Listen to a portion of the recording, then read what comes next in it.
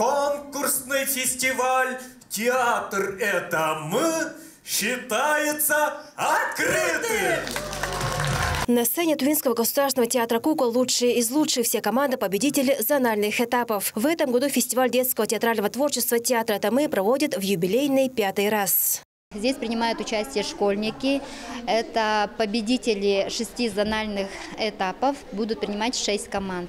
Также здесь принимают участие дети, которые занимаются в школьных театрах. Постановки идут в течение 20 минут. Будут оценивать такие качества, как артистизм, качество постановки, сюжет, речевая этика театра и, конечно же, декорации.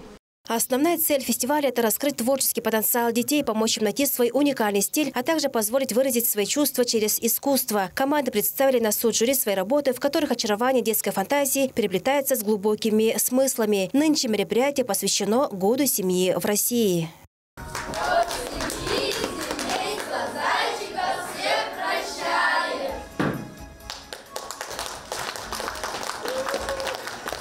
Кукольный театр Центра дополнительного образования детей Эврика Кызыльского района представил спектакль «Зайка-зазнайка». Роль волка сыграл Дидымол Даржай. Мы очень довольны своим результатом, потому что я думаю, что мы очень хорошо сыграли спектакль.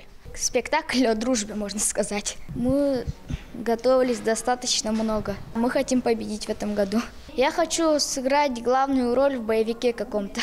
Каждое выступление стало настоящим праздником, полным эмоций и творческой энергии. Ребята показали не только навыки актерского мастерства, но и хореографии.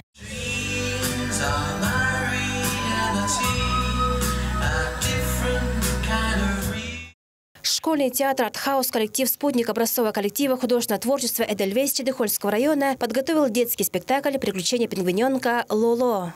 Мы будем показывать семью пингвинов и пингвиненка. Пингвины во время часа убегают. Мы с командой очень долго готовились и репетировали. Мы занимаемся с 1 класса. Мы подготавливались очень долго. Я хожу в театралку с 6 лет. В будущем я хочу стать актером.